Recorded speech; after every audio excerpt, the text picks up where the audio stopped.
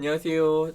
네, 창세기 족장들의 이야기 네 번째 강의, 창세기 16장부터 19장까지의 말씀들을 가지고 오늘 함께 나누어 보려고 합니다. 기도하고 오늘 함께 말씀 나눔 시작하도록 하겠습니다. 기도하겠습니다. 사랑이 많으신 아버지 하나님 감사합니다. 오늘도 함께 말씀을 가지고 또 하나님께서 허락하여 주시는 은혜들을 나눌 수 있게 하여 주시니 감사합니다. 하나님, 이 시간 각자의 저마다의 삶의 자리 가운데에서 이 시간을 하나님께 내어드리며 나아가고자 하는 지체들이 이 앞에 모여 있습니다. 하나님, 이 시간 가운데 함께 하여 주시고 하나님께서 우리 가운데 친히 말씀하여 주시는 시간 되게 하여 주시며 말씀하여 주신 것을 붙들고 또 살아내는 결단의 시간 되어질 수 있도록 도와주시옵소서. 이 모든 말씀 사랑이신 우리 구주 예수 그리스도 이름으로 기도합니다. 아멘. 네, 네 번째 강의 시작하려고 하는데요.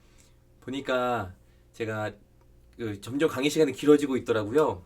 그래서 이제 강의가 끝나갈수록 마음이 막 조급해지면서 말이 빨라지는 저의 모습을 이제 발견하게 되었습니다. 생각해보니까 저는 말이 빠르게 하지 않아도 괜찮을 것 같다는 생각이 들어요. 왜냐하면 영상이 길어지면 잠시 멈추셨다가 좀 쉬셨다가 다시 들어도 되고, 아니면 멈춰놓고 내일 일어나서 또 들으셔도 되기 때문에 저희 급하지 않게 천천히 제 페이스대로 오늘 강의를 진행하도록 하겠습니다. 그래도 한 번에 들으시면 더 좋을 것 같고요. 될 수 있으면 끊지 말고 들어주시되, 혹여나 그래도 상황이 좀 여건이 어렵다라고 하실 경우에는 잠깐 멈췄다가 쉬셨다가 이 수업을 계속 강의를 연장해서 들으셔도 참 좋을 것 같아요. 네, 오늘 네 번째 강의 함께 나누면서 시작하도록 하겠습니다. 보면은 네, 첫 번째 우리 함께 말씀을 미리 읽어보시죠. 안 읽어보시면 안 될 것 같은데 미리 읽어보시면 좋을 것 같은데. 네, 창세기 첫 번째예요. 창세기 17장에서 언급되어지는 단어들 중에 가장 중요하다라고 생각되는 단어는 무엇입니까? 그리고 왜 그것이 중요하다라고 생각을 하세요? 라고 하는 질문을 여러분들께 던져드렸습니다. 17장 말씀 한번 읽어보셨죠? 어떤 말씀, 어떤 단어들이 많이 언급되어지던가요? 아마 내 언약이라고 하는 단어가 참 많이 보여지는 것을 이게 보셨을 것 같아요. 보니까 9번 등장하게 되어지는데 2절과 4절, 7절, 9절, 10절, 13절, 14절, 19절, 21절까지 총 이렇게 내 언약이라고 하는 단어가 9번이나 등장하게 되어지고, 이것과 너무나 닮아있는 언약이라고 하는 단어가 총 4번, 7절과 11절과 13절과 19절에서 등장하는 것을 보게 되어집니다. 왜 이렇게 언약이라는 단어가 많이 등장을 할까? 하나님께서 이 언약이라는 것을 통해서 아브람과의 관계를 명확하게 하시려고 하셨기 때문입니다. 어때요? 언약을 통하여서 아브람의 이름을 바꿔주시기도 하셨었고, 할례를 지시하시기도 하셨었고, 그리고 또 아들의 이름을 이삭이라고 지어라 라고 하는 그 언약 또한 보게 되었었고, 참 많은 언약들을 통해서 하나님과 아브라함이 그 언약 안에 함께 머물러 있음을 우리들은 보게 되어진다라는 거예요. 아브라함을 이야기할 때 언약을 빼고서는 아브라함을 이야기할 수 없을 정도로 그의 삶 가운데 너무나 중요하기에 계속 17장에서는 내 언약, 그리고 언약이라고 하는 단어들이 반복되어져서 등장하는 것을 보게 된다는 겁니다. 두 번째예요. 창세기 우리 15장, 지난 강의 때 창세기 15장의 말씀을 통하여서 횃불 언약이라고 했죠. 그 재물 사이로 여호와의 그 횃불이 지나가게 되어지는 언약을 우리는 본 적이 있었는데, 15장에 나타나고 있는 언약과 그리고 17장 말씀 가운데 나타나고 있는 언약에는 과연 어떠한 차이가 있을까? 이 두 개의 언약을 비교하면서 한번 말씀을 살펴보자 라고 하는 질문을 여러분들께 던져드렸었습니다. 어떤 사람들은, 어떤 신학자들은 횃불 언약, 그 15장에 나오는 횃불 언약을 반복하는 거다라고 이야기하는 사람들도 있어요.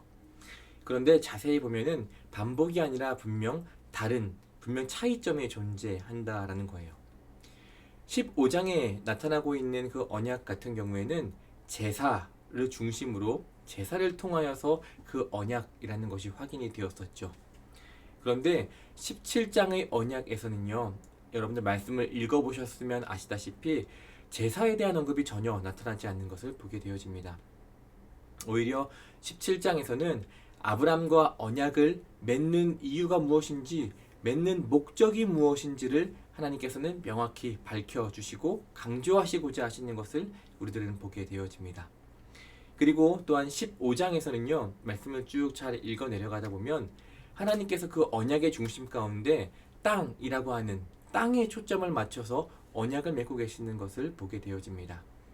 그런데 반대로 17장 말씀 같은 경우에는 언약이 아니라 바로 자손에 대하여서 초점을 맞춰서 하나님께서 언약을 맺고 계시는 것을 보게 되어지죠.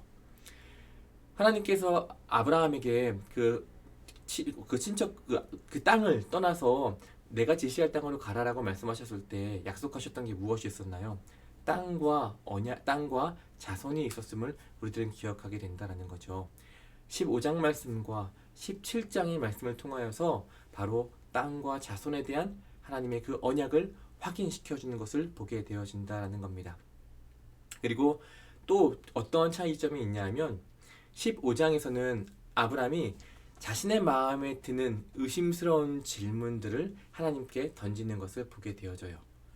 그런데 반대로 17장 말씀을 살펴보게 되어지면 어떠한 의심을 가지고 하나님께 질문을 던지는 것이 아니라 하나님 뜻에 겸손히 엎드려서 하나님께 절하며 나아가는 아브라함의 모습을 우리들은 17장 말씀을 통하여서 보게 된다라는 거예요. 이 두 개의 언약은 다른 듯하지만 비슷하고 비슷한 듯하지만 다른 모습을 보게 되어지죠.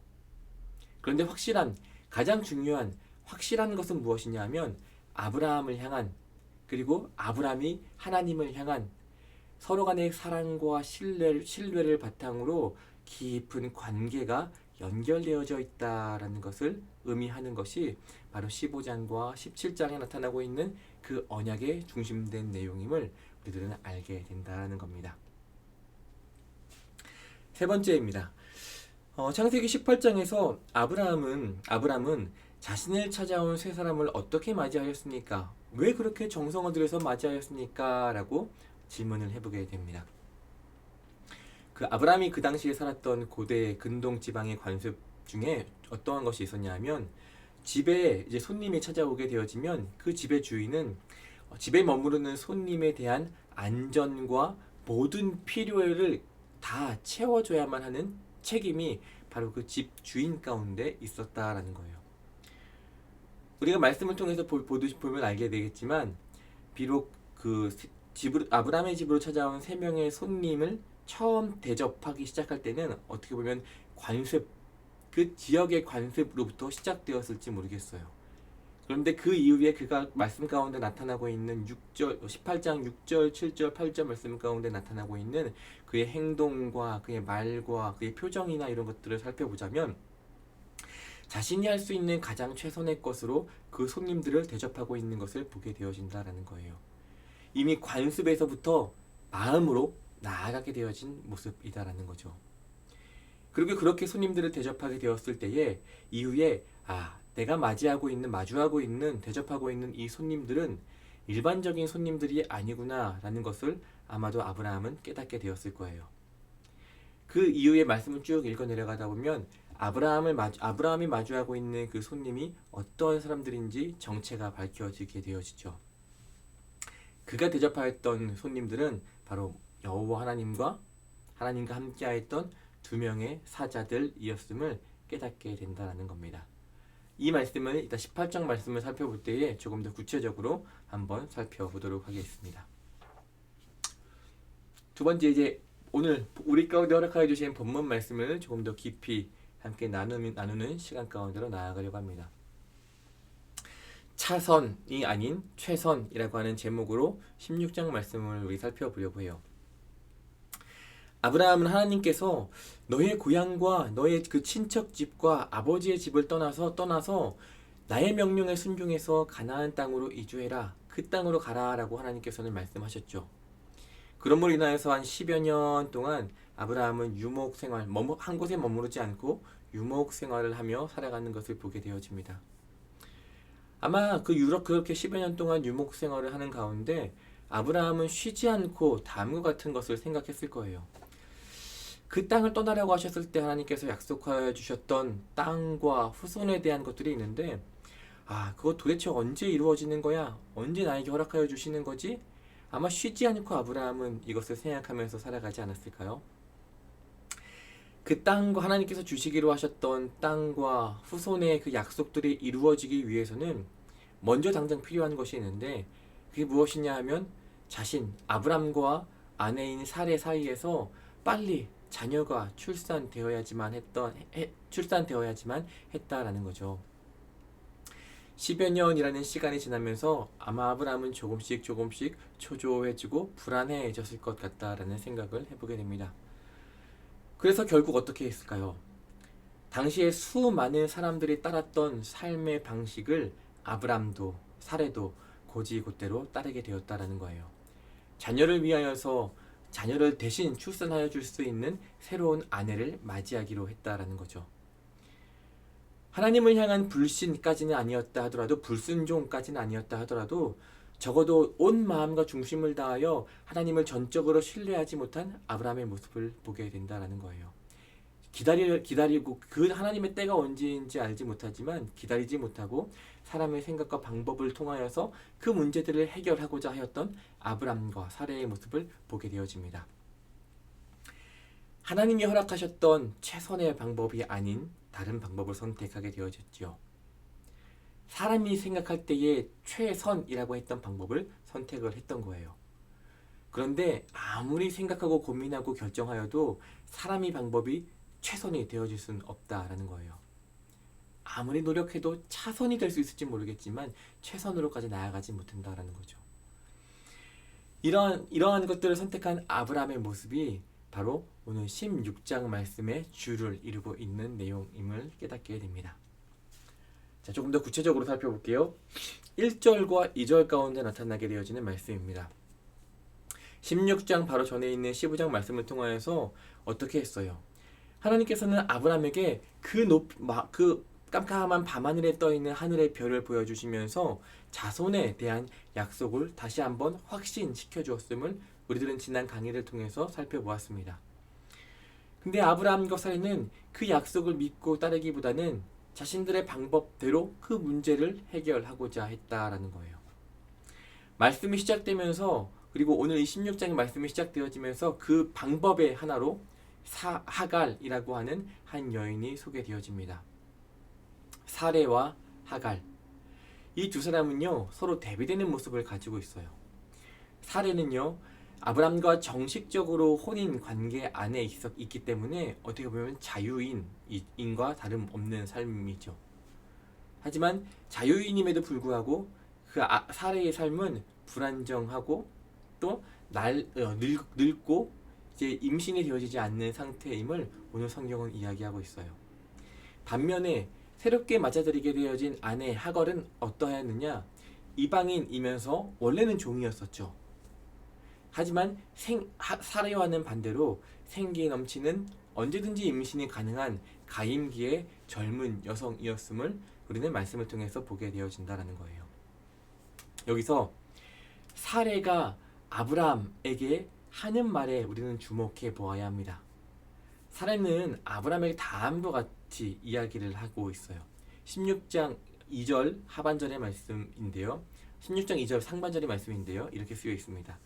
사례가 아브라함에게 이르되 여호와께서 내 출산을 허락하지 아니하셨다라고 성경은 이야기해요. 왜 이런 이야기를 했을까? 사례는 자신의 그 불임의 원인을 하나님의 탓으로 돌리고 있다는 거예요. 하나님이 나에게 출산을 허락하지 아니하였어 라고 이야기하고 있다는 거예요. 사례의 마음 가운데, 삶 가운데 짓눌려 있는 그 마음의 근심과 걱정과 그 고통이 얼마나 컸을지 예상해 볼 수 있는 사례의 그 대화 내용이다라는 겁니다. 2절 말씀에서 사례가 표현하는 내용들을 살펴보면 아마 이런 모습이 떠오를 거예요. 예전에 아브람과 사례가 그 기근을 피하여서 애굽에 있을 때 자신의 아내 사례를 누이라고 표현하였던 내용 여러분들 기억하고 계시죠? 그 모습과 어떻게 보면 참 많이 닮아 있음을 우리들은 보게 된다라는 거죠. 어땠을까? 당시에 사례는 굉장히 수치스러웠을 거예요. 굉장히 수치스럽고 분노가 치밀었을 텐데도 불구하고 그 남편인 아브람의 지시대로 따랐던 것을 아마 사례는 잊지 않고 기억하고 있었을 거다라는 거예요. 그리고 몇 수년이 흐른 후 지금 자신의 뜻에 남편이 따르도록 어떻게 보면 압박하고 있는 것을 우리들은 보게 된다는 거죠. 말씀을 한번 살펴보기 원하는데, 사례에게 있어서 지금 마주하고 있는 상황 가운데 자신이 취할 수 있는 가장 최선의 방법은 무엇이었어요? 하갈이라고 하는 가임기의 여성을 아내로 드리는 것이었죠. 우리들은요, 영적인 부분에 있어서도 여러 상황들을 고려할 때가 참 많이 있어요. 최고의 방법들을 찾으려고 노력할 때가 참 많이 있다는 거예요. 그런데 우리가 잊지 말아야 해요. 기억해야 하는 것은 무엇이냐 하면, 영적인 부분에 있어서 고려되어야 할 것은 이런 방법, 이런 방법, 이런 방법이 아니에요. 무엇일까요? 바로 여호와 하나님임을 우리들은 명심해야 된다는 거예요. 이 말인즉슨 영적인 부분에 있어서 최선은 늘 단 한 번도 빠지지 않고 하나님이 되어야 한다라는 것을 오늘 성경을 통해서 우리들은 깨닫게 된다라는 거예요. 하나님이 차선이 되어서도 안 되고요, 차선이 될 수도 없는 분이 바로 여호와 하나님이라는 거예요. 혹시 여러분들 영적으로 눌려 계신 분 계십니까? 그리고 하나님과의 관계들을 보다 친밀하게 가져가고자 하시는 분들 계십니까? 잊지 마세요. 뭐 이러한 방법 저러한 방법 굉장히 많죠. 근데 그것들을 연구하기보다 우리들이 먼저 붙들어야 하는 것은 무엇이냐 하면 바로 여호와 하나님 한 분이다라는 거예요. 그것이 정답이고요, 그것이 가장 우리가 의심할 수 없는 최선임을 저와 여러분들은 깨달아야 한다라는 겁니다. 이어서 3절로부터 6절까지의 말씀입니다. 2절 말씀에서 하갈을 뭐라고 표현하냐 하면 종이라고 표현을 하고 있어요. 그런데 바로 한 절 넘어왔죠. 3절이 되어지는데 이제 하갈의 신분이 바뀌게 되는 것을 보게 됩니다. 척으로 표현하게 되었죠. 와이프라고 표현하게 되어지는 것을 보게 되어져요. 이제 사례의 대리모가 된 신분으로 대리모가 되어서 신분이 한 단계 혹은 훨씬 높이 격상되어졌음을 오늘 말씀 3절 말씀은 의미하고 있다는 거예요. 신분만 격상이 되어졌을까요? 여종에서 아내로 신분만 첩으로 격상이 되어진 것은 아니고요, 하갈의 상전이 바뀌게 되었다는 거예요. 하갈을 지배하고 하갈을 어떻게 보면 하갈 위에 있는 사람이 바뀌었다라는 거죠. 이전까지는 여종이었기 때문에 하갈 위의 상전은 사례였었어요. 그런데 이제는 첩, 아내가 되었기 때문에 하갈 위에 있는 사람은 사례가 아닌 아브람이 되었다라는 거예요. 문제는 이제 여기서부터 시작됩니다. 새로운 신분으로 변화된 하갈의 말과 행동이 이제 그 사례의 심기를 참 많이 불편하게 만들었다라는 거죠. 기분이 상할 때를 상하게 된 사례는요, 이 모든 문제의 제공을 아브라함이 하였다라고 아브라함에게 비난하기 시작해요. 여기서 한 가지 단어를 살펴보려고 하는데 바로 히브리어로 모욕이라고 하는 하마스라고 하는 단어입니다. 구약 성경 안에서 곳곳에서 사용되어지는 이 모욕, 하마스라고 하는 이 단어는요, 우리가 앞에서 보았던 창세기 6장에서 말씀을 살펴보게 되어질 때에 홍수의 원인을 설명할 때 사용되어진 단어가 바로 이 하마스라고 하는 단어예요. 이 단어는요, 공격을 받는 사람이 나 폭행을 당하고 있어, 나 모욕을 당하고 있어 라고 소리를 지르게 되어지면 그 소리를 듣게 되어지는 사람은요, 망설이지 않고 그 폭행당하는 사람, 모욕당하는 사람을 구해줄 의무가 있는 그런 의미를 담고 있는 단어가 바로 이 하마스라고 하는 단어거든요. 사례는요, 지금 아브라함에게 이렇게 외치고 있다는 거예요. 나 폭행당하고 있어. 물론 육체적인 폭행은 아니지라도 나 폭행당하고 있어, 나 모욕당하고 있어 라고 아브라함에게 외쳤어요. 그럼 아브라함은 어떻게 해야 되나요? 이 말씀, 이 단어에 따르자면 아브라함은요, 이 아내를, 사례를 구해주고 도와줘야 할 의무가 있음을 깨닫게 된다는 거예요. 아브라함에게 자신이 경험하고 있는 괴로움을 토로하면서 자신의 상황을 이해하고 이 원인과 이 문제들을 해결하여 줄 책임을 아브라함에게 요구하고 있는 사례의 모습입니다. 그랬기 때문에 6절 말씀을 통해서 이러한 살해의 요청을 받아들인 아브라함은 이렇게 이야기해요. 당신의 여종은 당신의 수중에 있다라고 이야기를 해주죠. 하갈을 다시 살해의 그 권위 아래에 복속시키면서 살해와 하갈의 자리를 명확하게 정해주는 아브라함의 모습을 보게 되어진다라는 겁니다. 그런데 재미있는 것은 무엇이냐 하면 아브라함이 이렇게 표현하는 선언, 방금 전에 이야기했잖아요. 당신의 여종은 당신의 수중 아래에 있어, 당신의 수중에 있어 라고 하는 이 선언은요, 아브라함이 깊이 고민하고 걱정하고 진심으로 위로하기 위하여서 선포하는 것은 아니다라는 거예요. 성경 곳곳에서 당신의 여종은 당신의 수중에 있어 라고 하는 것과 비슷한 뉘앙스로 표현되어진 말씀들이 참 많이 있어요. 그런데 이 비슷한 뉘앙스로 표현되어진 말씀들을 쭉 찾아보게 되어질 때에 어떠한 공통점을 가지고 있냐 하면, 말은 이렇게 표현했을지 모르겠지만 그 내포되어진 의미가 다음과 같다라는 거예요. 스스로 내키지 않는 요청을 인정할 때 사용되는 표현으로 사용되어져요. 이후에 살해는요, 하갈을 괴롭혔고 이에 하갈은 살해를 피하여서 도망치게 되어지는 모습을 우리들은 말씀에 이어서 살펴보게 되어진다라는 겁니다. 이어서 7절에서부터 12절까지의 말씀을 살펴봅니다. 이러한 말씀에 따르자면 하갈이 살해를 피하여 도망가기 시작을 하죠. 성경은 이렇게 기록을 해요. 광야의 샘물 곧 술길 샘 곁에서 여호와의 사자를 만나게 되어지는 하갈의 모습을 보게 되어집니다. 술이라고 하는 곳은 애굽으로 가게 되어지는 길목 가운데 있는 조그마한 도시예요. 살해로부터 이제 도망 나온 하갈은요, 어느 곳을 향하여 가고 있었느냐?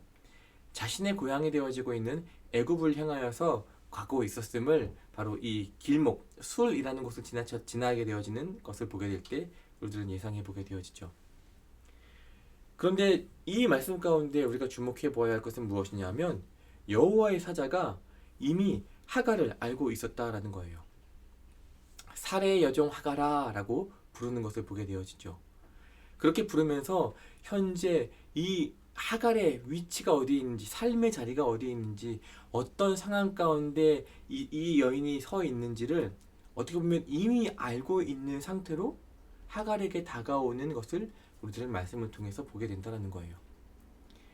어느 곳을 향하냐는 그 여호와의 사자의 질문에 하갈은 일단 어떠한 목적지도 정하지 못한 채 급히 살해로부터 도망쳐 나올 수밖에 없는 상황이었음을 이야기하고 있습니다. 여기서 나온 여호와의 사자는요, 이제 하갈의 상황이 어떠한지 그녀의 상황에 귀를 기울여 주기 시작을 해요. 하갈을 위로해 주기도 하고 하갈의 있는 모습 그대로 인정해 주기도 합니다. 그리고 이렇게 3번에 걸쳐서 하나님의 뜻을 전해줘요. 첫 번째, 내 여주인에게로 돌아가서 복종해라 라고 명령을 하죠. 두 번째, 내 씨를 크게 번성하여서 그 수가 많아 셀 수 없게 할 거야 라고 약속을 해주기도 합니다. 세 번째, 내가 이제 아들을 낳을 것인데 그 아들을 이스마엘이라 하라 라고 하는 명령을 내리는 것을 보게 되어집니다. 이렇게 명령을 들었어요. 하나님의 사자를 통하여서 명령을 듣게 되었어요. 다시 돌아가게 되었을 때에 하갈의 삶의 자리는 어떠한 모습이었을까요? 변함이 없죠. 여전히 살해에게 학대받게 되어지는 상황이었을 거예요. 아니, 오히려 도망쳤다가 돌아왔기 때문에 더 큰 학대가 기다리고 있었을지도 모르겠습니다. 그럼에도 불구하고 돌아가서 복종하라라고 하나님의 여호와의 사자는 이야기를 하죠. 하지만 그 가운데 씨를 번성하게 하겠다라는 약속을 기억하면서 학대가 계속되었을지 모르겠지만 하갈은 그 학대를 견뎌낼 수 있는 용기를 얻게 되었다라고 오늘 성경은 이야기해주고 있습니다. 이 말씀에서 우리가 또 하나 주목해 보아야 할 것은 무엇이냐 하면, 하갈은요, 창세기에서 이러한 약속, 다시 말해서 씨를 번성하게 해줄게, 또 아들을 낳게 해줄게, 여주인에게 돌아가서 복종해라 라고 이렇게 직접적으로 이야기해주는 이러한 약속을 하나님께 직접적으로 받은 유일한 여성임을 우리들은 기억하게 된다라는 거예요. 창세기 안에서 말이죠. 이 시대에 임신 혹은 출산 중에 자녀들이 사망하는 경우가 너무나 많이 있었다라고 하죠. 안전한 출산을 약속받는 것은 굉장히 큰 복임을 우리들은 깨닫게 되어진다는 겁니다. 아마 그 출산의 약속을 받았기 때문에 하갈은 큰 확신이 있었을 거예요. 그리고 마지막으로 이 자녀의 이름, 출산하게 되어지는 자녀의 이름을 이스마엘로 지어야 한다라고 이야기를 합니다. 이 뜻이 무엇이냐 하면 하나님이 들으셨다라고 하는 뜻을 가지고 있죠. 여전히 하나님께서 이 하갈뿐만 아니라 그녀의 자녀가 되어질 이스마엘에게도 깊은 관심을 갖고 계셨고, 이스마엘의 그 이름과 같이 하나님이 들으셨다라고 하는 이름과 같이 하갈의 그 눈물과 하갈의 그 상황과 아픔들의 귀를 기울이고 듣고 계셨음을 오늘 말씀을 통해서 우리들은 보게 되어집니다. 이후에 13절부터 16절까지의 말씀입니다. 이제 하나님의 약속을 받은 하갈이에요. 이후에 이제 성경에서 찾기 힘든 하나의 큰 사건이 벌어집니다. 무엇이냐면 바로 하갈이 여자잖아요. 여자인 하갈이 하나님의 이름을 지어서 부르고 있다라는 거예요. 그녀는요, 여호와의 이름을 다음과 같이 정의합니다. 뭐라고 부르냐면 당신은 나를 살피시는 하나님입니다 라고 하나님의 이름을 정의하고 있어요. 하나님의 이름을 손수 지어서 부르면서 하나님을 마음 깊이 찬양하고 있는 하갈의 모습이다라는 거죠. 아브람과 사레에게 별 볼 일 없는 여종의 모습이었지만 하나님께서는 그녀를 친히 보호하여 주셨고 친히 사랑하여 주셨음을 우리들은 말씀을 통해서 보게 됩니다. 나아가서 이 하갈은 하찮은 종임에도 불구하고 종의 자녀의 이름까지도 언급되어질 만큼 어떻게 보면 말씀에서 참 중요하게 다루어지고 있음을 보게 된다는 거예요. 이렇게 하갈은 여호와 하나님의 이름만 지은 것이 아니에요. 또 무엇을 지었냐 하면 하나님을 만난 지역의 그 지명까지도 짓는 것을 보게 됩니다. 그 지명을 뭐라고 짓느냐? 바로 브엘라헤로이라고 짓죠. 나를 살피신 살아계신 분의 소유인 우물이라고 하는 지명이에요. 이후 하갈은요 다시 집으로 돌아오게 되어집니다. 그리고 하갈의 아들의 이름을 하갈이 직접 지어준 것이 아니라 하갈이 들었잖아요. 너의 아들의 이름을 이스마엘이라고 지어라라고 직접 들었음에도 불구하고 하갈이 직접 지어주는 것이 아니라 아브람이 이스마엘이라고 지어주는 것을 보게 되어지죠.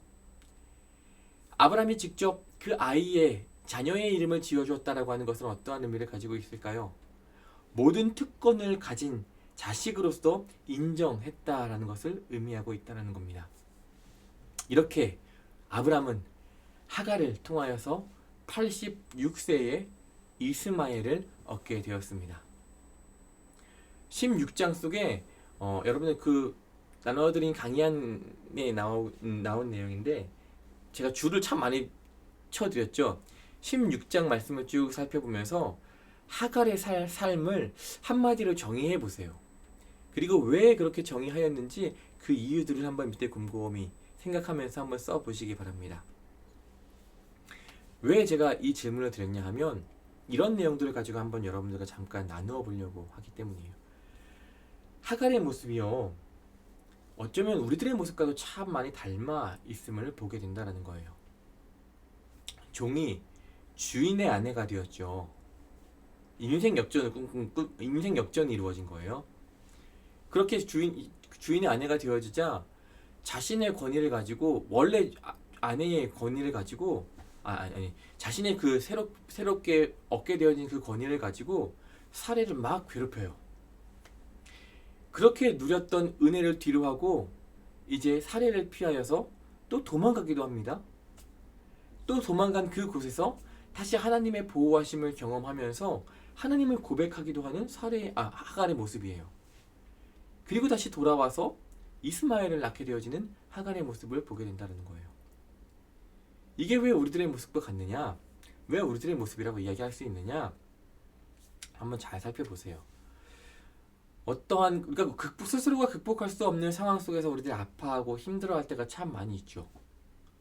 마치 하갈과 같죠. 그런데 하나님께서 우리 가운데 은혜를 베풀어 주셔서 그 은혜를 경험하게 되어집니다. 마치 종이 주인의 아내가 된 것과 같은 큰 은혜를 누리게 되어지죠. 그런데 그 은혜를 온전히 누려야 하는데 어느샌가 마치 당연히 받은 것인 양, 당연한 것인 양, 언제 내가 아파하고 힘들어했냐라는 듯이 당연스레 그 누리게 되어진 권위를 가지고 자신의 뜻을 막 펼치기도 하는 모습을 살아가기도 하는 저와 여러분들의 모습이 있다는 거예요. 그렇게 마주하게 되는 현실은 또 다른 어려움을 불러오기도 한다는 거죠. 이렇게 반복되어지는 우리들의 삶이 있어요. 어쩌면 계속되어지는 회심, 다시 말해서 하나님의 그 은혜를 기억하고 또 하나님의 그 사랑을 기억하고 다시 돌아오게 되어지는 이 회심의 모습들을 통하여 이 회심의 모습들이 성도로서의 평생의 삶이지 않을까라는 생각을 해보게 된다는 거예요. 내가 삶의 주인이 되고자 할 때 경험하게 되는 끊이지 않는 고민들, 우리들은요 스스로 삶의 주인이 될 수 없다는 거죠. 우리의 의지를 하나님 앞에 굴복시키는 그 훈련을 세워가야 한다는 거예요. 그렇게 되었을 때에 우리는요 나를 살피시는 여호와 하나님입니다 라는 고백을 할 수 있게 되어짐을 우리들은 깨닫게 된다는 거예요. 17장의 말씀입니다. 경외의 끝은 기쁨이라고 하는 제목으로 말씀을 나누어 보려고 합니다. 아브라함이 이제 99세가 되었어요. 다시 말해서 앞에 16장에서 나타나고 있는 몇 세라고 했죠? 86세의 이스마엘을 얻었잖아요. 13년이 흘렀을 때를 배경으로 하고 있는 것이 오늘 이 창세기 17장의 말씀입니다. 13년이라는 시간 동안 어떻게 보면 그 공백의 시간 동안 하나님과 아브라함 간의 교제는 거의 없었던 것처럼 보여요. 왜냐하면 하나님께서 기다리고 하나님의 그 때에 하나님의 그 축복을 허락하여 주셔야 하는데 아브라함과 사례는 하갈을 아내로 첩으로 들임으로 인하여서 사람의 방법과 계획으로 또 그 일들을 해결하고자 하였기 때문이에요. 어떻게 보면 그 이유 때문인지는 정확히 알 수 없지만 하나님과의 13년간의 그 대화의 관계의 공백들이 있지는 않았을까 우리들은 말씀을 통해 추측해 볼 수 있게 되어집니다. 하나님을 신뢰치 못하고 자신의 뜻대로 하갈을 취한 이후에 이 시간을 보내고 나서 13년 만에 다가오신 그 하나님께서는 아브라함을 향해서 이 다음과 같이 말씀하세요. 너는 내 앞에서 행하여 완전하여라 라고 명령하는 것을 보게 되어집니다. 그리고 아브라함은 이제 다시 이 명령에 따라서 늘 하나님 앞에 있는 것처럼 행하면서 완전해야만 하는 삶을 살아야만 한다는 거죠. 여러분, 완전하다라고 하는 이 단어를요, 신앙적으로 한번 고민을 해보자면 우리들은 어떻게 정의할 수 있을까요? 일반적으로 우리는 뭔가 도덕적으로 하나님 앞에 완전한 상태, 허물 없이 뭐 이렇게 하나님 앞에 쉽게 말하면 꿀릴 것 없이 완전한 상태를 우리들은 완전하다라고 생각을 하게 되어질 것 같아요. 하나님 앞에 완벽하게 헌신해야 하는 상태, 어떻게 보면 이 정도로도 완전하다 정도를 해석할 수 있게 되어지죠. 그런데 말씀에서 이야기하고 있는 완전하다라고 하는 이 단어는요, 조금 다른 것을 보게 되어져요. 히브리어로 살펴보게 되어질 때에 탐밈이라고 하는 단어인데요. 이 단어가 사람에게 말고 짐승에게 사용되어질 때는 어떻게 사용되어지냐면 흠이 없다. 이 완전하다가 흠이 없는 존재다라고 사용되어진다는 거예요. 따라서 여기서 하나님께서 아브라함에게 요구하셨던 완전하다라고 하는 단어가 품고 있는 뜻은 무엇이냐 하면 도덕적으로 완벽함을 의미하는 것이 아니라 하나님에 대하여서 흠이 없을 만큼 온전한 모든 것을 다 내어놓는 바로 그러한 헌신을 의미하고 있는 것이 이 탐밈이라고 하는 완전하다라고 하는 의미다라는 거예요. 이전에 하나님께서 아브라함에게 맺어주셨던 언약은요, 하나님 스스로가 당신에게 의무를 지우셨던 것이었거든요. 그런데 두 번째 이 언약에서는 아브라함에게 이 언약을 따라 살아가면서 아브라함에게 이 모든 것들을 따라 살아가면서 언약을 지키도록 권면하고 계심을 우리들 말씀을 통해서 보게 됩니다.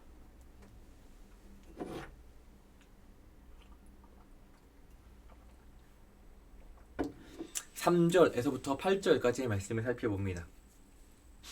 하나님의 말씀 앞에 취한 이제 아브라함의 행동은 어떠하였느냐? 바로 엎드려지다. 하나님 앞에 엎드려진 모습을 가지고 나아가는 것을 보게 되어집니다. 또 재밌는 것은 무엇이냐면 이 엎드리다, 엎드려지다라고 하는 이 히브리어 단어가 있는데 이 단어가 가지고 있는 또 다른 의미들을 우리들은 살펴보게 됩니다. 뭐냐 하면 떨어뜨리다 그리고 붕괴하다라는 의미를 지니고 있어요. 이 의미를 살려서 하나님의 말씀 앞에 서 있는 아브라함의 모습을 상상해 보자면 아마도 건물 단단하였던 견고하게 세워졌던 그 건물이 붕괴되듯이 철썩하고 붕괴되듯이 온몸을 숙이고 얼굴을 땅에 붙이며 하나님 앞에 나아가게 되어지는 아브라함의 모습을 우리들은 살펴볼 수 있게 된다는 거예요. 아마도 이러한 모습은요, 하나님을 온전히 신뢰하지 못하고 하갈을 아내로 취한 것에 대한 회개의 마음, 그리고 다시금 하나님 앞에 내가 하나님을 전적으로 신뢰하며 나아가겠습니다 라고 하는 그의 그 간절한, 어떻게 보면 단단하여진 각오가 이 아브라함의 모습 가운데 나타나고 있는 것은 아닐까라는 생각을 해보게 되어지죠. 나아가서 4절과 6절 사이의 말씀을 살펴보면 민족이라고 하는 말이 3번이나 등장하는 것을 보게 되어집니다. 아브라함을 처음 부르실 때부터 약속하여 주셨고 보여주시며 들려주셨던 그 민족이라고 하는 주제를 반복하고 있음을 보게 되죠. 이렇게 큰 민족을 이루어 가시겠다라고 하는 하나님의 그 약속의 증표로 이제 아브라함의 이름, 존귀한 아버지라고 하는 이 아브라함의 이름을 아브라함이라고 하여서 열국의 아버지라고 하는 이름으로 바꾸어 주시는 것을 오늘 말씀을 통해서 보게 됩니다. 여러분들 이름이 바꾸게 되어지는 것, 이름을 바꾼다라는 것이 어떠한 의미를 가지고 있는지 알고 계세요? 주변에 혹시 이름을 바꾸신 분들이 계시는지 모르겠지만 그분들 왜 이름을 바꾸셨을까요? 왜 계명, 뭐 변명이라고도 하고 계명이라고도 하는데 왜 이름을 바꾸셨을까요? 그 상황들을 한번 곰곰이 생각해 보자면 이름 바꾸는 것의 의미가 어떠한 것인지 우리는 깨닫게 된다는 거예요. 이름을 바꾸는 것은요, 그냥 그 글자, 그 텍스트만 바뀌어지는 게 아니라 어떻게 보면 그 사람을 나타내고 있는 인격, 그 사람이 가지고 가게 되어지는 그 삶의 운명, 그 삶이 변하게 되어지는 것을 의미하고 있다는 거예요. 하나님께서는요, 아브라함에게 나는 그들의 하나님이 되시겠다라고 하는 약속을 맺으시죠. 이것은 다시 말해서 오직 그 하나님만을 섬기는 민족을 만들어 가겠다라고 하는 각오이기도 하다라는 거예요. 이렇게 아브라함의 이름을 바꾸어 주시면서 그들의 하나님이 되시겠다라고 하는 약속, 그 큰 민족을 하나님만을 섬기는 민족을 만들어 가겠다라고 하는 그 약속을 바로 이 변명, 계명의 이 사건을 통하여서 하나님께서는 보여주시고 있다라는 거예요. 다음 9절에서부터 14절까지의 말씀입니다. 이 두 번째 말씀에서 하나님께서는 아브라함과 그의 후손이 대대로 언약을 지켜야 한다라고 하는 명령을 배경으로 새로운 조건을 확정해 주시는 것을 보게 되어집니다. 그게 뭐냐 하면 바로 할례라고 하는 거예요. 할례와 관련된 것인데 하나님께서는 아브라함 자손 중에 태어난 남자 아이들을 8일 만에 할례 받아야 한다라는 것을 이야기하세요. 강조하세요. 이 할례라고 하는 것은 무엇이냐 하면은 어떻게 보면 한 집에서 난 남자뿐만 아니라 그 집 안에 속해 있는 이방 사람, 다시 말해서 돈으로 산 종들까지도 그들 또한 할례를 받아야 한다라는 거예요. 할례 그 적용의 대상자였거든요.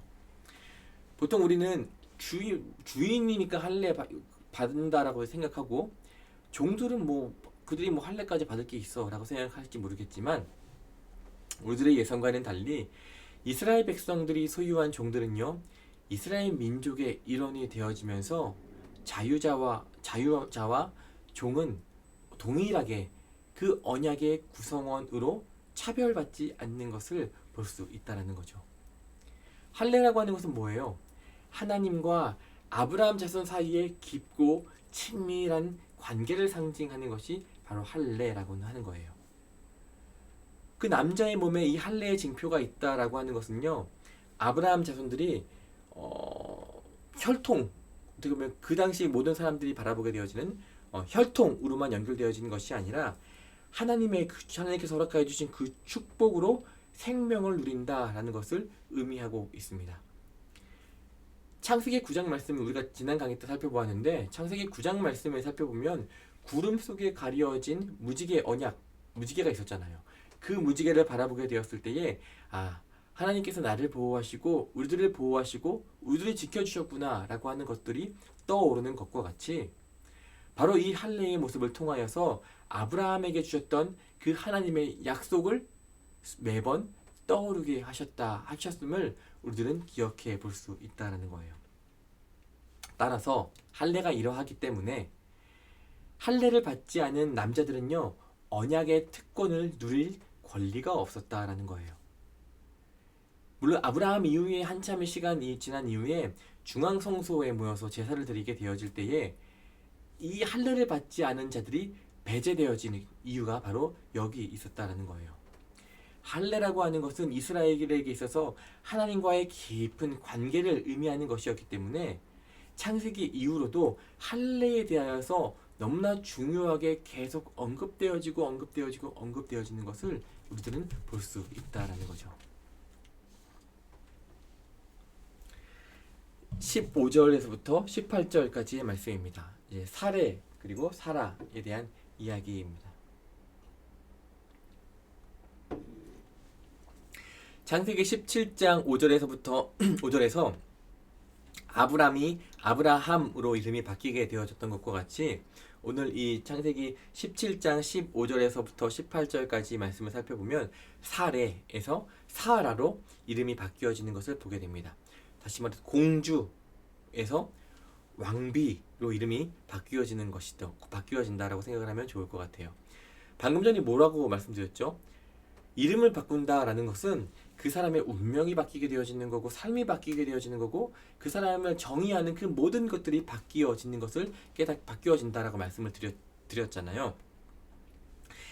이름이 사레에서 사라로 바뀌게 되어지면서 임신하지 못한 여성의 삶에서 이제 벗어나게 되어지는 거예요. 그것을 준비하기 위한 과정이 되어지는 거예요. 이스라엘의 어머니가 되기 위한 새로운 운명을 하나님께서는 사라에게 허락해 주셨다는 거예요. 하나님의 축복으로 인하여서 이 사라는 여러 민족의 어머니가 되어질 것이고, 나아가서 민족의 여러 왕이 그에게서 나올 것임을 하나님께서는 약속하여 주셨습니다. 하나님께서 사라가 이렇게 아들을 낳을 것이다 라고 말씀을 전해주시는데, 이것을 듣게 되어졌을 때에 아브라함의 반응은 무엇이었냐면 그냥 피식하고 웃어버리고 말았어요. 지금 자신의 나이가 이제 곧 100살인데 자녀를 출산하는 것이 가당키나 하겠냐라고 하는 마음이 그의 마음 가운데 있었던 거죠. 하나님의 말씀을 믿지 못하고 신뢰하지 못했어요. 그래서 그렇게 하나님을 비웃을 만큼 아브라함은 완전히 자녀를 갖는 것에 대하여서는 마음이 깨끗하게 비워진 상태였다는 거예요. 하나님께서 약속하신 것이 이루어질 수 없음을 스스로가 다시 한번 꽝꽝꽝 확정 지으면서 하나님께 이렇게 이야기를 해요. 지금 이제 나에게 허락하여 주신 이 이스마엘이나 하나님 앞에 잘 건강하게 살아가기를 간절히 원한다라고 고백하는 아브라함의 모습을 보게 되어진다는 거예요. 다시 말해서 이스마엘을 이제 희망도 없고 가망도 없으니 이렇게 마주하게 된 이스마엘을 자신의 공식적인 후계자로 삼아달라라고 하는 아브라함의 요청이 있었음을 보게 되어진다는 거예요. 보세요. 아브라함이 어떤 사람이에요? 믿음의 조상이라고 우리들은 이야기를 하잖아요. 그런데 믿음의 조상으로 여겨졌던 이 아브라함의 모습도 여호와 하나님 앞에서 참 많이 흔들리고 의심하였던 것을 보게 된다는 거예요. 지난 강의 때 지난 강의 때도 아까 동일하게 나누었었는데, 늘 하나님을 바라보며 온전한 삶을 살았을 것 같았던 성경 속의 수많은 인물들 모두가 수없이 무너지고 수없이 넘어짐을 반복했다라는 거죠. 그런데 그들의 공통된 특징이 무엇이냐면 그러한 넘어짐을 통하여서 그 넘어짐의 자리에서 하나님의 사랑을 더욱더 깊이 깨닫기 위해 노력했다라는 거예요. 더욱더 넘어진 김에, 그렇잖아요. 넘어진 김에 쉬었다가 라고 우리들은 이야기하기도 하는데, 넘어진 김에 그냥 하나님 앞에 바짝 엎드려 버린 거예요. 넘어져서 꾸역꾸역 힘들게 낑낑거리면서 일어나는 것이 아니라, 넘어졌으니 그래, 날 이렇게 넘어지게 하신 또 이유가 있겠지 라고 생각을 하면서 그냥 하나님 앞에 그냥 바짝 엎드려 버리는 모습을 우리들은 보게 되어진다는 거죠. 우리들의 삶은 어떠해야겠냐 질문해보게 되어지죠. 여러분 혹시 지금 넘어진 상황 가운데 계신 분 계세요? 그래서 왜 나를 이렇게 이 상황 가운데 몰아넣으셨습니까? 이렇게 힘들게 하십니까? 고통스럽게 하십니까? 라고 여러분들 스스로 질문하는 분들 계세요? 성경은 뭐라고 이야기해요? 넘어졌으면 엎드리세요. 그러면 됩니다. 넘어졌을 때에 꾸역꾸역 어떻게든 내가 아등바등 일어나려고 애쓰지 말고 넘어진 김에 엎드려 보십시오. 일어나는 것보다 바짝 엎드리는 게 훨씬 더 쉬워요. 아시잖아요. 그 넘어진 자리에서 바짝 엎드려져서 여러분들이 그 자리에서 여호와 하나님 한번 만나보세요. 내가 일어나는 것보다 여호와 하나님 앞에 엎드려져 있는 나를 일으켜 세우시는 하나님을 경험하게 되어질 때에 더욱더 기쁜 마음으로 더욱더 힘있게 그 자리를 박차고 일어날 수 있게 되어질 것입니다. 그 자리가 고통의 고난의 자리로 시작되어졌지만 그 자리가 곧 은혜의 자리로 바뀔 수 있다라는 거예요.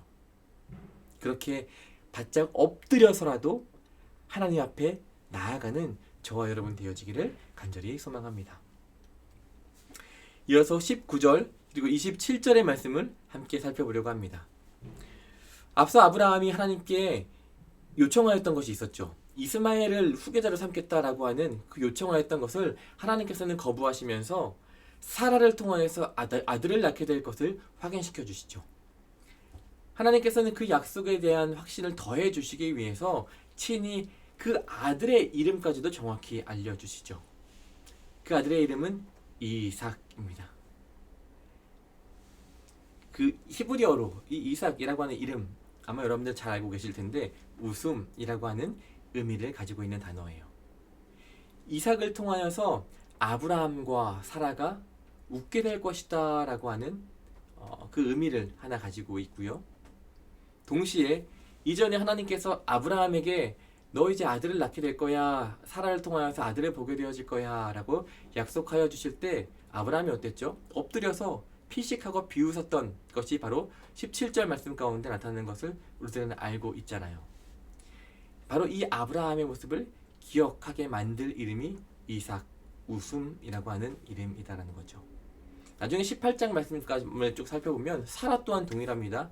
아들을 낳을 거야 라고 하는 이야기를 듣게 되었을 때에 그는 장막 밖에서 피식 웃어버리는 모습을 보게 된다는 거예요. 웃은 자들이 웃음을 찾게 되어지며 낳게 되어지는 자식의 이름이 바로 이삭, 웃음이라고 하는 이름입니다. 더불어 하나님께서는 이삭이 아닌 이스마엘에게도 대한 약속 또한 허락하여 주시는 것을 보게 되어지죠. 그에게 복을 주어서 그를 매우 크게 생육하고 번성하게 할지라 라고 하는 약속이었다는 거예요. 하나님은 여기서 그치지 않으시고 지금으로부터 1년 후에 사라가 낳은 이삭과 또한 언약을 세울 거야 라고 하는 약속 또한 함께 주시는 것을 보게 됩니다. 하나님께서 이삭을 약속해 주신 바로 이날 이후에 아브라함의 삶의 모습을 그 이후에 쭉 살펴보면요, 그날 하나님의 지시대로 모든 것을 이제 막 옮기기 시작을 해요. 그의 믿음에, 그의 삶에 다시금 활기가 확 생겨나는 것을 보게 되어진다는 거죠. 아브라함은요, 자신과 이스마엘을 포함하여서 자신의 집에서 난 모든 종들에게 바로 그날 할례를 행하게 됩니다. 이것은 무엇이냐? 바로 하나님을 향한 완벽한 순종을 의미하고 있습니다.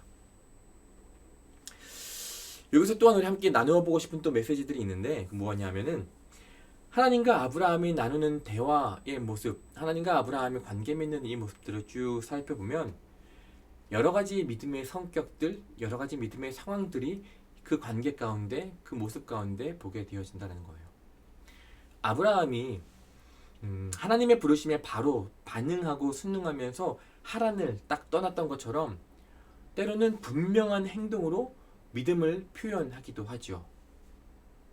또 때로는 앞이 보이지 않을 만큼 캄캄한 어두움이 드리운 것처럼 아무것도 예상할 수 없게 계속 수없이 바뀌는 환경 속에서도 오랜 시간 동안 흔들림 없이 하나님의 약속을 신뢰하고 붙드는 일도 어떻게 보면 믿음을 표현하는 하나의 방식이 되어지기도 해요. 아브라함이 그 여호와 하나님을 붙들었던 것과 같이 말이지요. 이것뿐이겠느냐?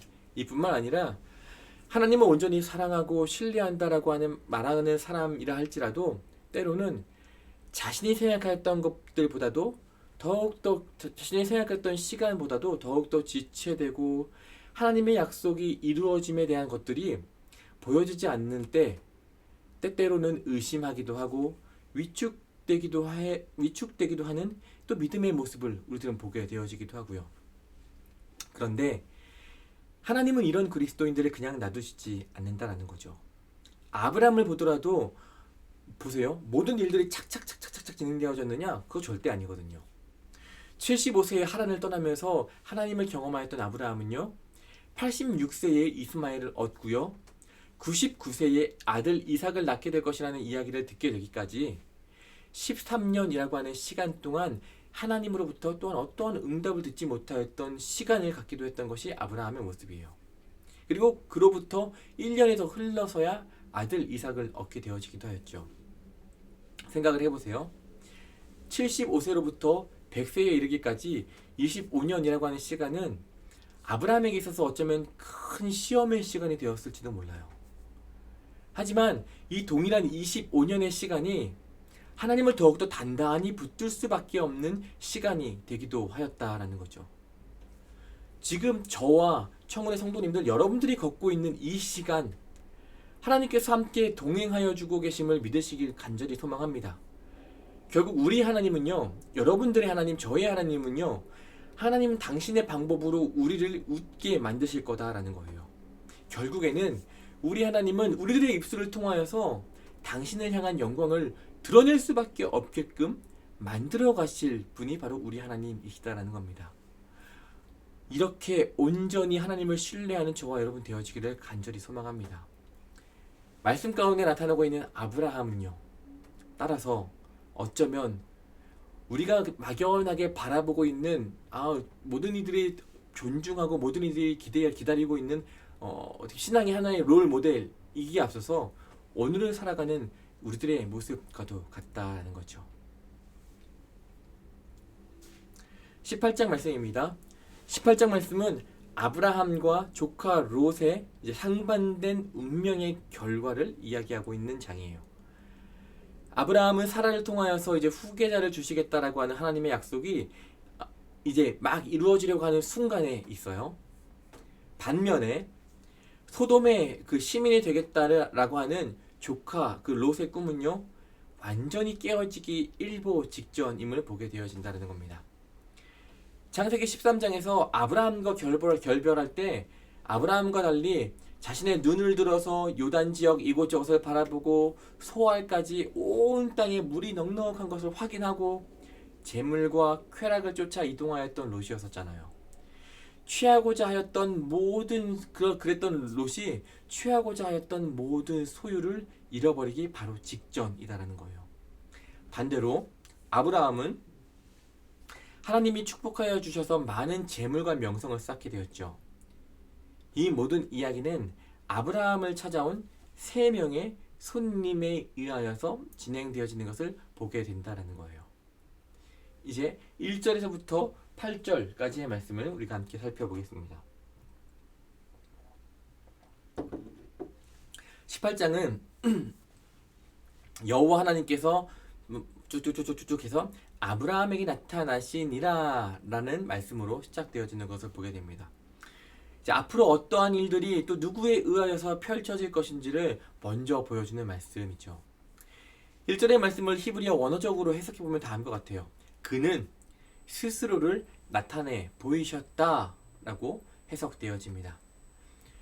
이를 통해서 깨닫는 것은 무엇이냐 하면 아브라함이 하나님을 찾았기 때문에 하나님이 나타나는 것이 아니다라는 거예요.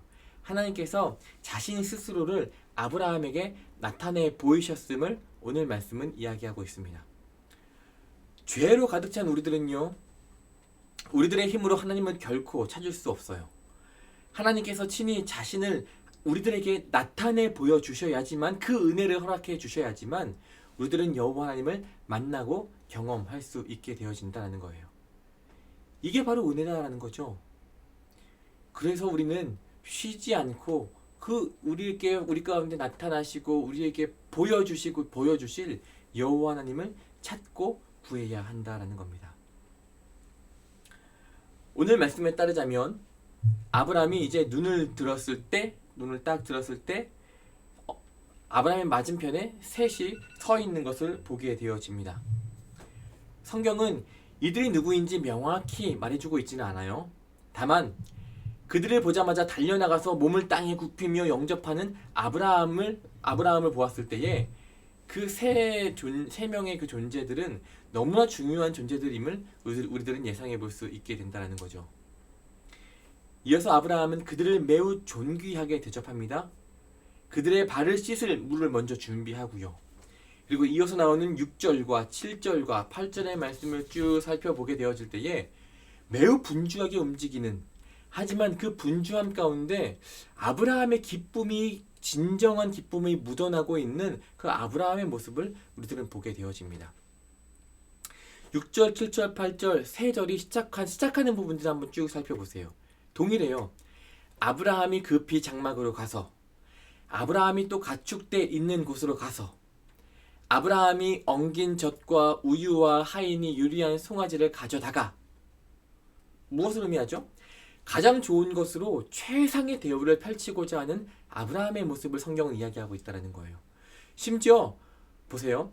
6절, 7절, 8절 이후에 나오는 그 말씀들을 쭉 살펴보면 아브라함이 그들이 식사하는 동안 무엇을 하였는지를 한번 살펴보세요.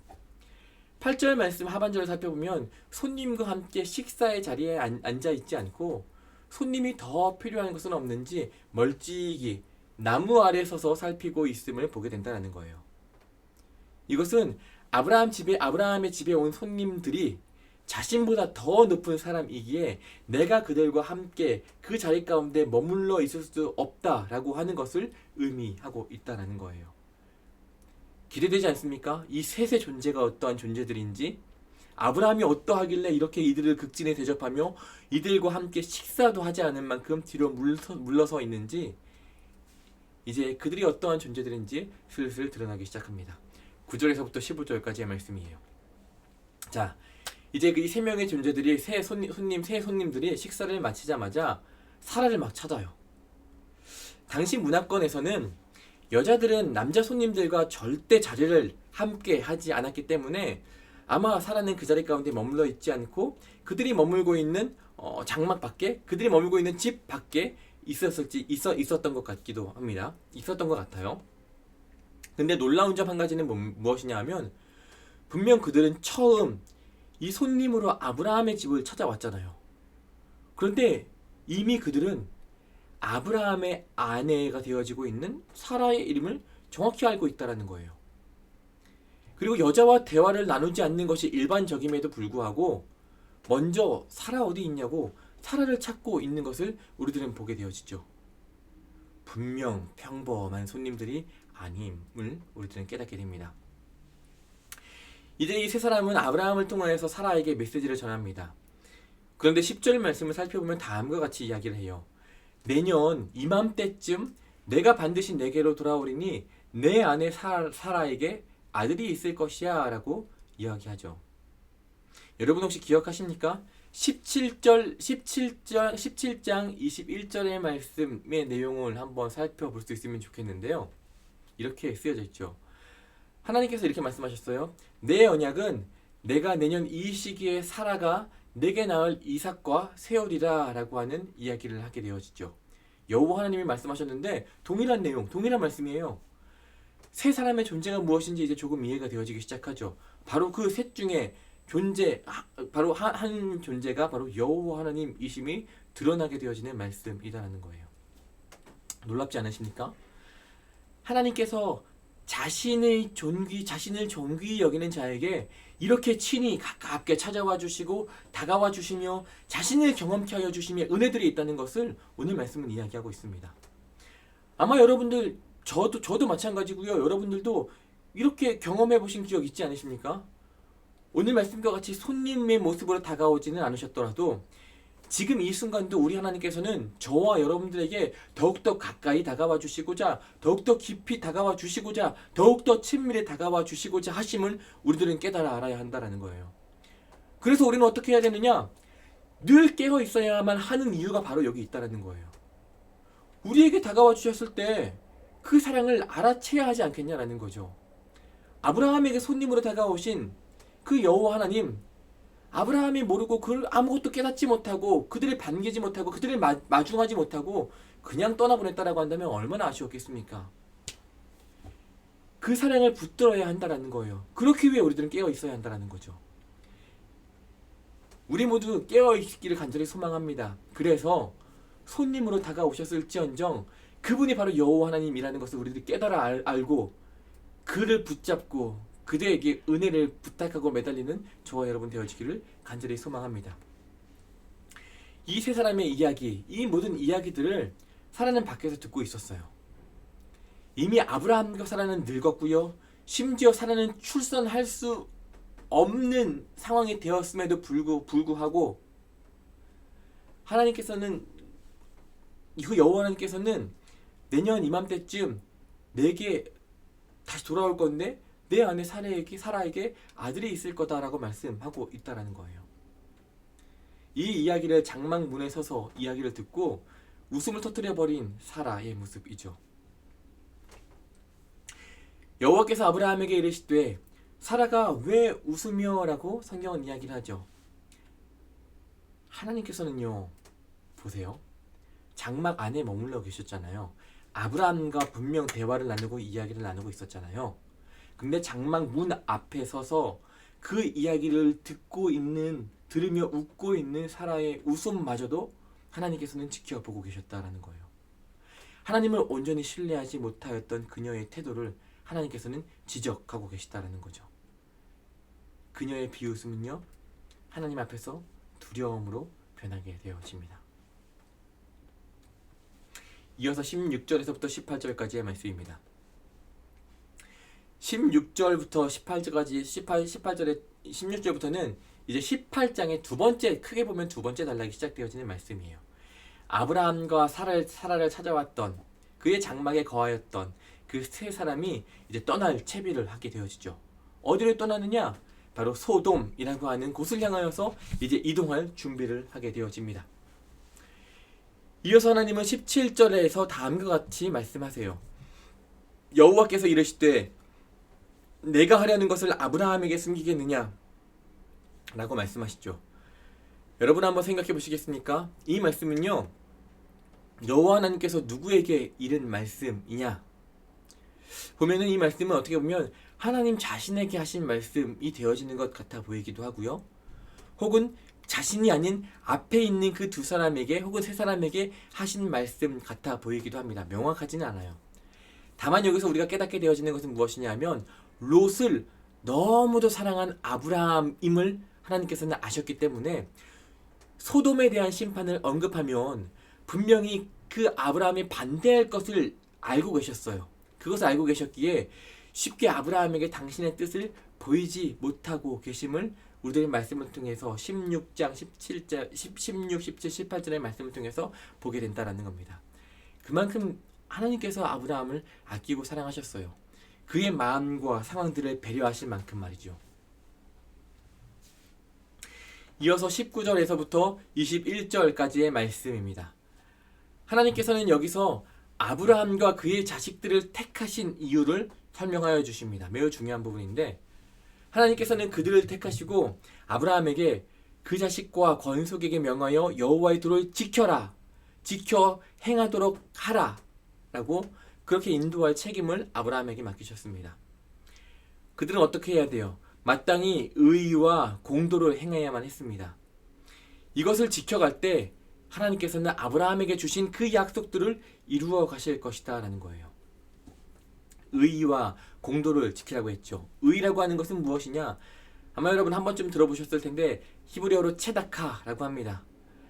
인간 생활 가운데 마땅히 지켜야 할 윤리적인 그리고 도덕적인 기준들을 의미하는데, 이 모든 기준의 중심은 무엇이냐 하면 바로 여호와 하나님, 의로우신 하나님의 성품에 맞추어진 것들이어야 한다라는 거예요. 그리고 이어서 공도라고 하는 것은 무엇이냐 하면은 정의와 공의를 행한다라고 할 때 또 여기서도 사용되어지는데 미슈파트라고 합니다. 우리에게는 공의로 또 알려진 단어이기도 한데, 하나님의 공의로우심에 근거하여서 인간이 마땅히 행해야 할 바른 판단과 다스림을 의미하는 단어예요. 의와 공도를 지키라고 하는 것, 인간이 하나님 앞에서 반드시 행해야 할 하나님의 명령으로서 하나님의 자녀된 인간이 반드시 하나님 안에서 지켜야 할 것들을 의미하고 있다는 거예요. 소돔의 악인들과 명확한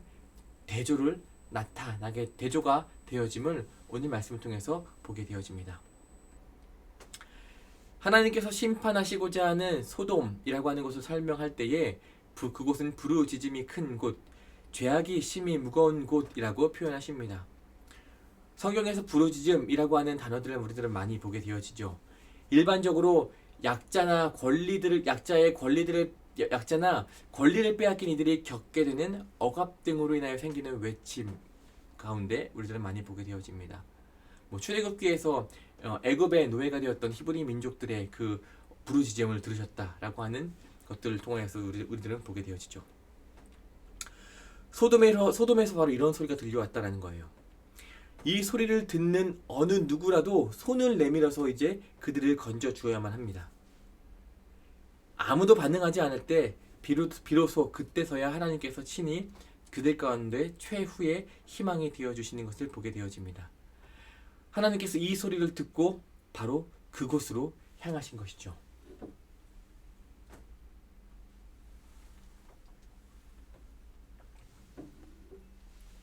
(22절) 말씀과 33절까지의 말씀을 살펴봅니다.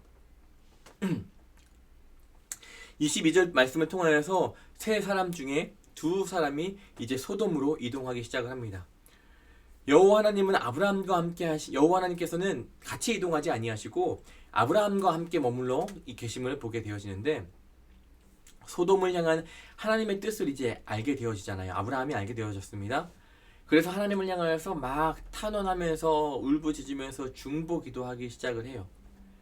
여기서 우리는 매우 유명한 하나의 내용을 보게 되어지죠. 그 바로 소돔 성 가운데 죄악이 가득한, 타락한, 포악함이 가득한 그 소돔 성 가운데 하나님을 향한 의인이 있다라고 한다면 제발 그곳을 용서하여 달라라고 하는 아브라함의 간구입니다. 단 한 명의 의인이라 할지라도 그곳에 머물고 있는 의인을 악인과 함께 멸하시는 것이 하나님의 그 의로운 성품에 맞지 않는다라고 아브라함은 이야기하고 주장하고 있다는 거예요. 그의 중보기도, 그의 간구를 들으시면서 하나님께서는 소돔성 가운데 의인이 50명만 있다면 용서해 주겠다라고 말씀하세요. 그런데 어때요? 50명 택도 없죠. 찾아볼 수도 없습니다. 점점점 그 의인의 숫자는 줄어만 갑니다. 50명에서 45명으로, 45명에서 40명으로, 30명으로, 20명으로, 또 10명으로 그만큼 간절히 매달리고 또 매달리는 아브라함의 모습을 보게 되어지는데, 그만큼 아브라함의 매달림과는 상관없이 소돔과 고모라 성에는 의인 단 한 명도 없음을 우리들은 깨닫게 되어집니다. 실제로 단 한 명의 의인도 남아있지 않은 그곳, 마치 창세기 6장에서부터 7장의 노아의 홍수 이야기를 떠올리게 되는 장면이죠. 소돔은요, 그렇게 포악함이 가득한 땅이었고 소수의 의인마저 존재하지 않았기에 하나님께서는 이제 용서하실 수 없게 되어졌다는 거예요. 이어서 19장의 말씀입니다. 19장의 말씀을 쭉 읽어보노라면 이전에 홍수로 세상을 심판하셨던 때의 모습과 참 많이 닮아 있습니다. 보면은 창세기가 왜 이렇게 중요하냐 하면 말씀이 다 연결되어 있어요.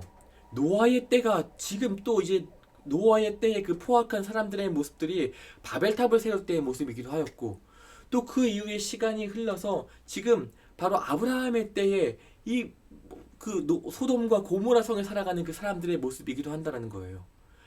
계속 반복되어지는 그 루틴들을 우리들은 계속 보게 되어지는데 여기서 끝나느냐? 아니요. 창세기에서 시작되어진 그 말씀, 그 인간의 그 죄악된 모습들과 타락한 모습들이 신약까지도 연결되어지고 신약에서 끝나느냐? 아니요.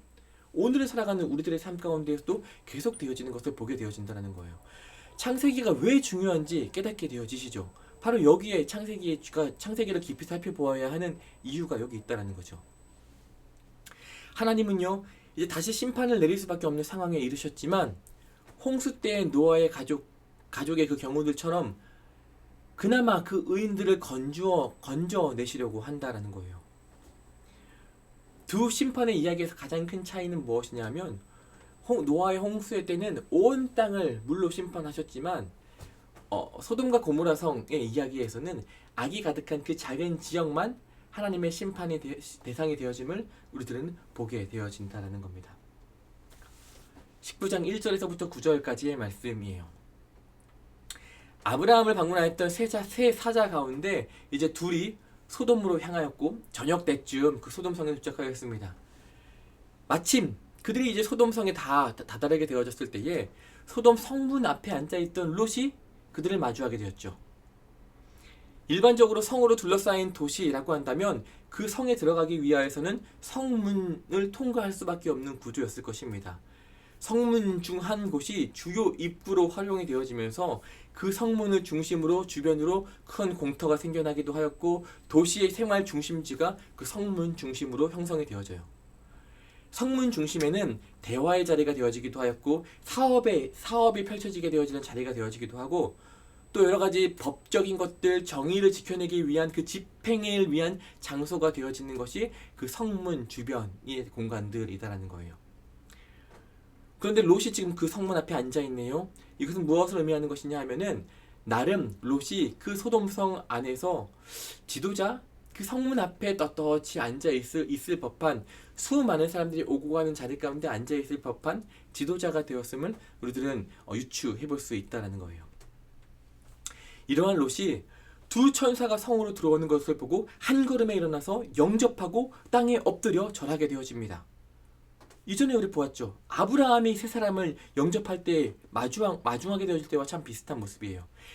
그리고 롯 또한 그들을 자신의 집으로 초청을 합니다. 그런데 두 천사들은 롯의 초청을 거절하죠. 하지만 다시 한번 간청하는 롯의 부탁에 그의 집으로 발걸음을 향하죠. 이전에 18장에서 아브라함은 18장 6절, 7절, 8절에서 가장 좋은 것들로 그들에게 후대하고 접대하였던 것과는 달리 롯은요 집으로 초대하였지만 무교병만을 구워서 대접하는 것을 보게 되어져요. 그들을 집으로 손님으로 모시긴 하였으나 그 후에 대접하는 것에 대한 더 큰 그 마음과 중심과 뜻은 담겨져 있지 않음을 어떻게 보면 우리들은 보게 되어진다는 거예요. 근데 문제는요, 그날 밤에 일어나요. 소돔성의 사람들이 이제 누군가가 이제 집으로 들어왔다라고 하는 그 소식을 듣고 롯의 집으로 막 몰려옵니다. 근데 이 장면 가운데에서 이 소돔이 왜 이렇게 추악하고 더러운지, 왜 심판받을 수밖에 없는지가 너무나 명확하게 드러나게 되어져요. 5절 말씀을 살펴보면 이렇게 쓰여 있습니다. 롯을 부르고 그에게 이르되 오늘 밤에 내게 온 사람들이 어디에 있느냐? 이끌어내라. 우리가 그들을 상관하리라 라고 이야기를 하죠. 여러분들 이 말씀이 어떤 의미인지 아십니까? 우리가 그들을 상관하리라 라고 이야기를 해요. 상관하다, 히브리어로 살펴보면 야다라고 쓰여져 있습니다. 이 야다라고 하는 단어는 사실 너무나 좋은 단어예요. 뭐냐 하면 알다라고 하는 의미를 가지고 있는 단어인데 마음을 통하여서 깊이 알아가는 것을 의미하는 단어예요. 신명기 말씀에서도 여호와 하나님을 알다라고 마음을 다하여 알다라고 사용되어질 때에 표현할 때에 바로 이 야다라고 하는 단어를 사용했거든요. 원래는 너무나 건강한 뜻을 가지고 있는 단어입니다. 그런데 이게 또 다른 하나의 의미를 가지고 있는데 오늘 말씀에서는요, 이 야다라고 하는 단어가 앞에 있는 의미가 아닌 바로 지금 설명되어지는 의미로 사용되어졌습니다. 이 야다라고 하는 단어가 가지고 있는 두 번째 의미는요, 성관계를 갖다라고 하는 단어예요. 오전의 말씀을 살펴보면 수많은 사람들이 롯의 집으로 나와왔어요. 롯의 집에 손님들이 있는 것을 알았어요. 그런데 뭐라고 이야기합니까? 그 손님들을 이끌어내라, 밖으로 이끌어내라라고 이야기를 해요. 우리가 그들과 상관하겠다라고 이야기를 해요. 그들과 성관계를 가져가겠다라고 이야기를 하는 거예요. 이게 말이 되는 겁니까? 동성으로서 성관계를 의미하고 있는 거예요. 소돔성에 이렇게 추악한 곳이에요. 이렇게 더러운 곳이에요. 이렇게 죄가 만연해 있는 곳이라는 것을 오늘 말씀은 우리들에게 너무나 명확하게 보여주고 있다는 거예요. 심판이 내릴 수밖에 없죠. 심판이 피해갈 수 없는 것이 바로 이 소돔성의 모습이다라는 거예요. 롯의 집에 머무르는 이들을 보호하고자 하는 그의 모습, 롯의 모습을 보면서 소돔 사람들은요, 분노하기 시작을 해요. 롯을 비난하면서 모욕하기 시작합니다. 심지어 롯의 집에 머무르는 이들을 해하고자 하였던 이들은요, 이제 그 대상을 바꿔서 롯을 해야겠다라고 이야기하는 것까지 보게 되어져요.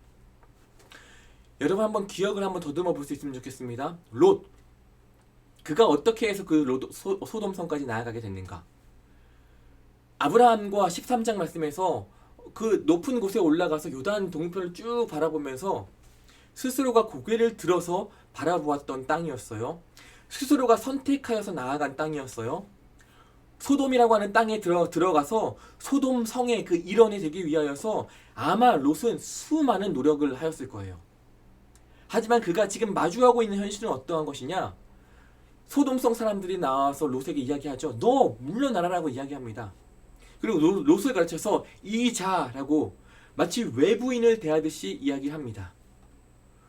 소돔 사람이 되고자 그렇게 노력하고 애썼는데 모든 노력에 물거품이 되어지고 마는 지금의 모습을 보게 된다는 거예요. 하나님 없이 선택하여서 걸어온 길입니다. 하나님과 함께 걸어오지 않은 길이에요. 그는 어떠한 것도 취하지 못하고 있음을 보게 되어지죠. 모든 것을 취하기 위하여서, 모든 것을 갖기 위하여서 선택하여 나온 바로 그 방향이었고 그 길이었습니다. 그런데 지금 그가 얻고 있는 것은 무엇이에요? 아무것도 없다라는 거예요. 여러분 지금 하나님과 함께 걸어가고 계십니까? 하나님께서 바라보게 하신 것들을 바라보고 하나님을 통하여서 그 모든 것들을 움켜쥐고 걸어가고 계십니까? 만약 그게 아니었다라고 한다면 롯을 통하여서 여러분들의 모습을 살펴보아야 한다는 거예요. 하나님 없이 선택하여 온 길, 하나님 없이 걸어가고 계시는 바로 지금의 길들 걸어가 보세요. 그 끝은요, 롯과 같을 거예요. 어떠한 것도 취하지 못할 거예요. 내가 그것을 취하기 위하여 달려왔지만 아무것도 취하지 못하고 아무것도 인정받지 못하는 그 모습, 그 상황을 마주할 수밖에 없는 저와 여러분들의 모습이다라는 거예요. 그렇기에 매 순간순간 하나님을 통하여 바라보게 되어지고 하나님을 통하여 호흡하게 되어지고 하나님을 통하여 붙들게 되어져야만 하는 우리들의 삶의 모습이 있음을 깨닫게 되어진다라는 겁니다.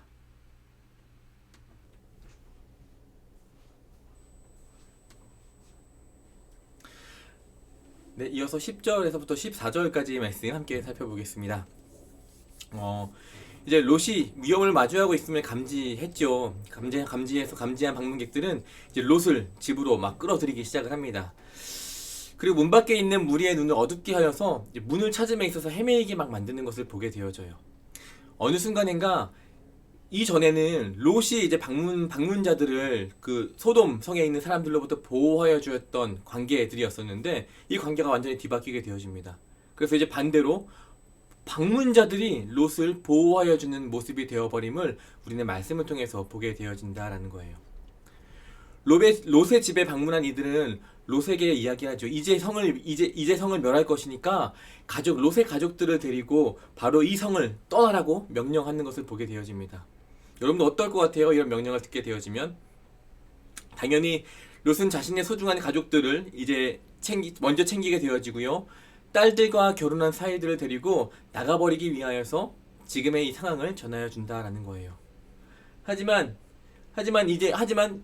사위들은 롯이 이제 농담을 하고 있다고 치부해 버리고 말게 되어집니다. 롯이 이야기한 롯의 경고는 다시 말해서 결정적인 순간, 진짜 이 경고를 받아들여야 되고 이 경고에 맞춰서 움직여야 하는 그 순간에 다른 사람들에게 아무런 영향을 끼치지 못하는 것을 오늘 말씀을 통해서 10절에서부터 14절까지의 말씀을 통해서 보게 되어진다라는 거예요. 한번 같이 고민해 볼 수 있으면 좋겠습니다. 왜 롯의 이야기가 사위될 사람들에게 영향을 끼치지 못하였을까? 이것을 한번 고민해 볼 수 있으면 좋을 것 같아요. 사위들이 보기에는 롯은 아마도 하란에서 아브라함과 함께 떠나온 사람이라기보다는 소돔성 안에서 살아가는 백성과 진배 없이 타락한 사람으로 보여졌기 때문일 것 같아요. 이제 막 닥쳐온 그 심판 앞에서 롯의 모습은 그저 실없는 이야기나 하고 있는 바보 같이 여겨졌을 것이다라는 거죠. 만약에 이 롯이 소돔 땅에서 살아가는 동안에, 그 소돔이라고 하는 그 도시 가운데 살아가는 동안에 온전히 하나님을 경외하고 온전히 하나님을 신뢰하고 온전히 하나님을 사랑하는 모습을 보여왔었다라고 한다면, 과연 롯이 이제 이 소돔 땅을 떠나야 된다라고 이야기를 하게 되었을 때에 이들이 어떤 반응을 보였을까 우리들은 고민을 해보게 되어집니다. 아마 만약 롯이 그렇게 살았다라고 한다면 어느 누구도 롯의 이야기를 무시하지 못하였을 거예요. 오히려 그 롯이 이야기하는 하나하나의 그 심판의 메시지에 귀를 기울이고 소돔성 밖으로 인도해내고자 하는 그와, 그리고 그가 믿는 여호와 하나님을 찬양하며 감사하며 소돔성 밖으로 같이 따라 나왔을 거다라는 거죠. 분명 이 메시지는요, 오늘 살아가는 우리들에게 동일하게 주는 메시지이기도 합니다. 여러분, 지금 우리들은요 소돔과 같은 이 땅에서 살아가고 있잖아요. 여러분도 어떠한 모습으로 살아가고 계십니까? 소돔이라고 하는 그 성 안의 생활이 너무 편하고 너무 익숙하여서 소돔에 살아가는 그 백성들과 구별되어지지 않는 모습으로 살아가고 있는 우리들의 모습이 있지는 않는가라는 거예요. 하나님께서 과연 그런 모습 원하실까요? 전혀 그렇지 않죠. 원하시지 않으실 겁니다. 하나님께서 여러분들을 통하여서 이곳에서 일하시고자 하실 때 하나님의 영향력이 여러분들을 통하여서 이곳저곳으로 흘러갈 수 있는 그런 삶을 살아내야 한다라는 거예요. 아니면은 롯과 다를 바 없이 하나님을 외치고 있는데, 외칠 때에 수많은 사람들이 우리들을 비웃게 될 수밖에 없다라는 거죠. 이런 질문 여러분들 들어보신 적 있으세요? 야, 너 교회 다녔냐? 야, 너부터 잘해야지, 너 그런 말 할 자격이나 있냐? 라고 하는 그 이야기 들어보신 적 있으실 거예요. 지금이라도 늦지 않았습니다. 더 열심히, 그리고 더 소중히, 그리고 더 뜨겁게 온전히 하나님을 알아가게 되어지는 저와 여러분 되기를 간절히 소망합니다.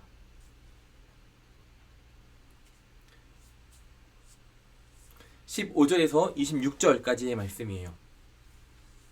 이제 막 동이 트기 시작하는 때가 됐습니다. 동이 튼다는 것은 뭐냐 하면은 이제 새로운 역사의 날이 밝아왔음을 깨닫게 된다는 거죠. 사자들은 이제 롯의 집에 머물렀던 사자들은 롯을 재촉하여서 아내와 그리고 두 딸과 함께 서둘러 빨리 이 소돔이라고 하는 곳을 떠나도록 명령을 합니다. 그런데 롯은 그 명령을 듣자마자 신속히 이동하기보다는 지체하기 시작을 하죠. 왜 지체했을까? 자신의 그 삶의 터전을 놓지 못하는 거예요. 여전히 그 소돔 땅에 대한 미련으로 발걸음이 쉽게 떨어지지 않는 그 롯의 모습을 보게 되어진다는 거죠. 나약한 인간의 모습인 거예요. 이거는 죄악 속에서 건짐을 받는 것조차 응하지 못하고 이제 죄로부터 떨어지지 못하는 죄에 얽혀 매어져 있는 그 우리들의 연약한 모습을 보게 되어진다는 거죠. 이 모습이 얼마나 답답했겠습니까? 빨리 떠나라고 이야기까지 해주는데 떠나지 않는 그 모습을 보면서 사자들이요, 직접 롯과 그의 아내 그리고 두 딸의 손을 잡고 직접 성 밖으로 끌어내요. 그렇게 그들의 가족을 성 밖으로 이끌어냈다라고 하는 것은 아브라함을 향한 아브라함이 롯을 그렇게 사랑했잖아요. 아브라함을 향한 하나님의 자비하심을 보여주고 있다라는 거죠. 그리고 명령하죠. 결코 뒤를 보지 말아라. 뒤를 돌아보지 말아라. 산으로 도망가라고 명령을 합니다. 이 가족들은 롯의 가족들은 오직 가야만 하는 그 목적지만을 보고 달려가야만 했었던 거예요. 이전의 것을 완전히 끊어내야 하는 상황이 되고 말았다라는 거죠. 이러한 급박한 상황 가운데에서도 롯은 재앙이 덮치기 전까지 산에 도달할 수 없음을 왠지 직감적으로 느꼈던 것 같아요. 그래서 산까지 내가 갈 수 없을 것 같으니 소알이라고 하는 성읍으로 피하게 해달라고 그 두 명의 사자들에게 간청하게 되어집니다. 두 번이나 이 성이 작다, 이 성이 작은 성이라고 이야기를 하죠. 소알이라고 하는 것이 히브리어로 작다라는 의미거든요. 작은 성, 작은 성 말하는 이유가 그냥 있는 것이 아니라 바로 이 의미가 있다라는 겁니다. 그 작은 성 소알로 갈 수 있도록 도와달라, 이해해달라 라고 요청하는 그 롯의 이야기를 받아들이고, 그리고 그의 가족들은 해가 돋았을 때에 소알이라고 하는 그 성에 들어가게 되어집니다. 그 이후에 이제 소돔과 고모라 땅에 유황과 불을 비와 같이 내리신다 라고 성경은 이야기합니다. 그 성 안에 있는, 작은 성 안에 있는 모든 것들이 멸하여졌고요. 그런데 바로 그때였죠. 롯의 아내는 뒤를 돌아보고 말았다라는 겁니다. 말씀 속에서, 본문 속에서 뒤를 돌아봤다, 돌아보다 라고 하는 단어로 사용되어진 것이 탑비트라고 하는 히브리어인데요. 이것은 보통 그냥 눈으로 바라보는 것만을 의미하는 것이 아니라 이 안에 품고 있는 것이 무엇이냐면은 관심을 깊이 가지고 있는 것, 주의를 집중하여 가지고 있는 것을 의미하고 있다는 거예요. 다시 말해서 롯의 아내는 그냥 돌아서서 소돔 땅을, 고모라 땅을 바라만 본 것이 아니라 자신이 살았던 그 소돔을 향하여 여전히 관심을 가지고 있었다라고 성경은 의미하고 있는 거예요. 죽을까 하는 그 환난 중에서도 그당 풍요로웠던 그 소돔 땅에서의 추억을 떠올렸던 롯의 아내의 모습이다라는 거죠. 완전히 끊어내야 할 것들을 끊어내지 못하였어요. 그 끝을 어떻게라도 간신히 자기가 누리고자 하였던 것들을 부여잡고 있는 인간의 연약함과 그 추악함의 모습을 보게 되어진다는 겁니다. 결국에 나의 것을 취하고자 하는 그 연약함, 그렇게 그녀는 소금 기둥으로 변하여 버리고 말았습니다. 이제 마지막 27절에서부터 38절까지의 말씀입니다. 이제 27절이 되면서 다시 말씀의 시선은, 말씀의 중심은 롯으로부터 아브라함에게로 이동하게 되어지죠. 아침 일찍 일어났습니다. 보통 성경에서 아침 일찍 일어났다라고 하는 표현들은 어떤 중요한 변화의 시점, 어떤 중요한 일들을 앞두고 성경은 이러한 시간적인 묘사들을 참 많이 해요. 예수님께서 아침 일찍 일어나 새벽같이 기도하러 올라가신 것도 그렇고, 여호수아가 요단 건너편으로 넘어가기 전 아침 일찍 일어나 그 주변을 둘러본 것도 그렇고요. 그만큼 매일매일 아침이라고 하는 그 시간들이 너무나 소중하다라는 거죠. 아침 일찍 일어난 아브라함은요, 소돔을 위하여 중보했던 그곳에 서서 연기가 피어오르는 저 멀리 보이는 소돔과 고모라 지역을 바라보고 있습니다. 그곳을 바라보고 있는 아브라함의 마음이 과연 어떠했을까? 하나님께서 친히 이 아브라함을 생각하셔서 롯이 소돔과 고모라의 멸절에서 벗어나도록 해주셨음을 우리들은 보게 됩니다. 소돔 사람이 되고자 하였던 이 롯은요, 모든 것을 다 잃어버렸어요. 심지어 아내까지도 잃어버렸죠. 그 충격과 상실감이 얼마나 컸던지 롯은 두 딸과 함께 모압 산지에 있는 굴에 들어가서 살기 시작을 합니다. 겨우 목숨만 건진 상황이에요. 그들이 마주하고 있는 지금의 상황은 참혹하기 그지없는 상황입니다. 굴에서 아버지와 두 딸이 함께 살아갈 수밖에 없는 상황이죠. 더 이상 내려갈 것 같지 않은, 더 이상 바닥이 없을 것만 같은 그 상황 가운데, 그런 상황임에도 불구하고 그 가운데에서도 인간의 악함, 인간의 연약함, 인간의 추악하고 죄악된 모습들이 드러나게 되어지는 것을 우리는 말씀을 통해서 확인하게 되어져요. 혼기가 찬 두 딸은요, 자신들의 배필이 될 사람이 없다고 아버지를 원망합니다. 이런 상황 속에서 배필이 없다고 원망하는 딸의 모습들이 참 한심해 보이기도 하는데 그 딸들은 그렇게 이야기하고 있다는 거예요. 그런데 여기서 이런 불평만 하는 것으로 맞췄으면 다행인데, 그나마 다행인데, 이 두 명의 딸들은요, 해서는 안 될 생각과 행동을 하게 되어집니다.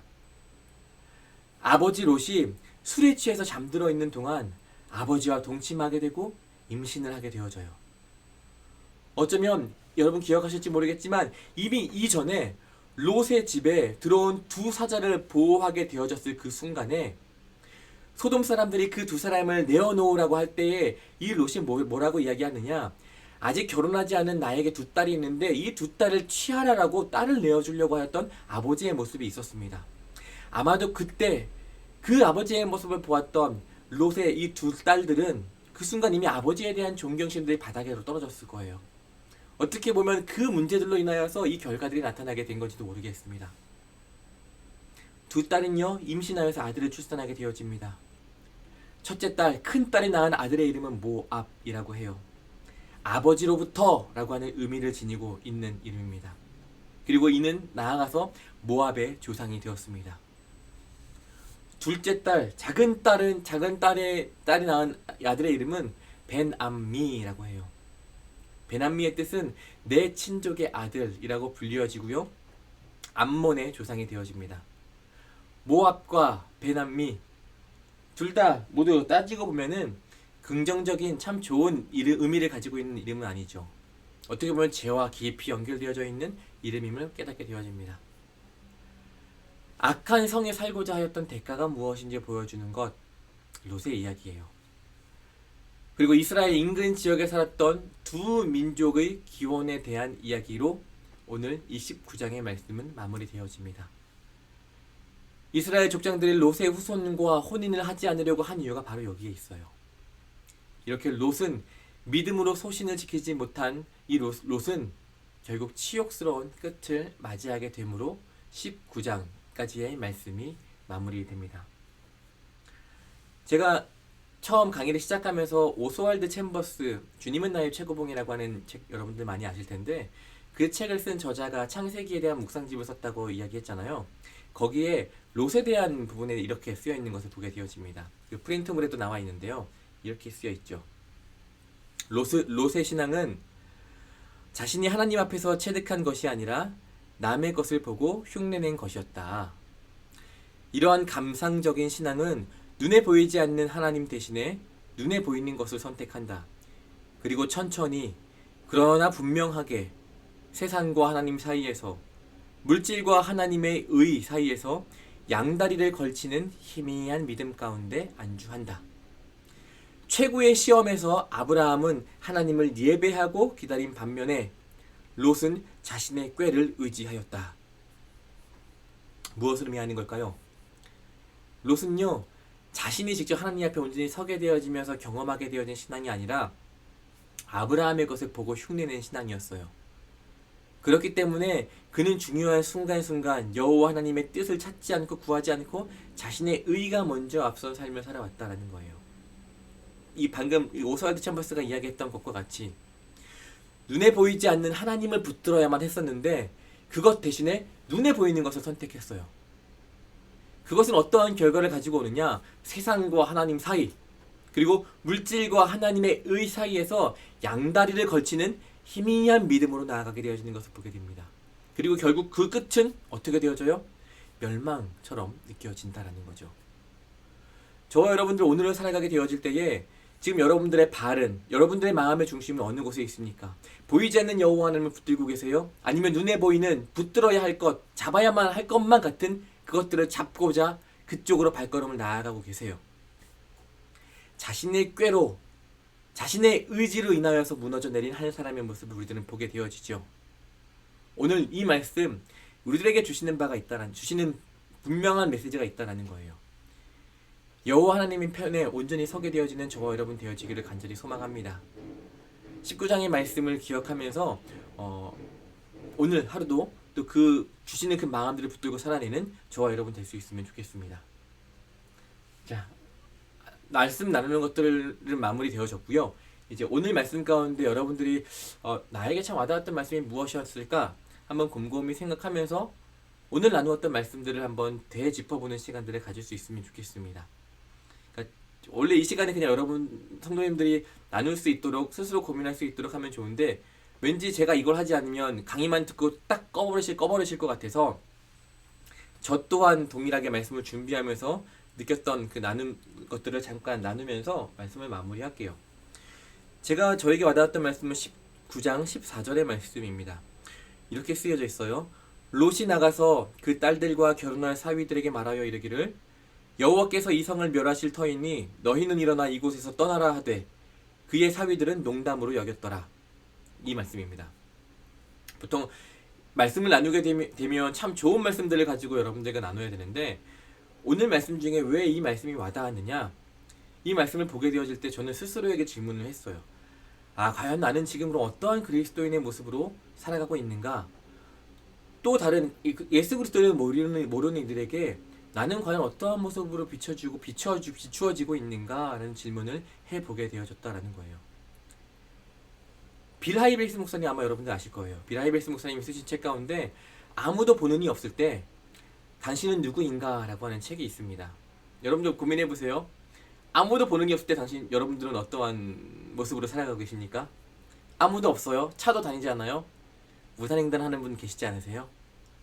아무도 없을 때 과연 우리들은 어떠한 모습인가?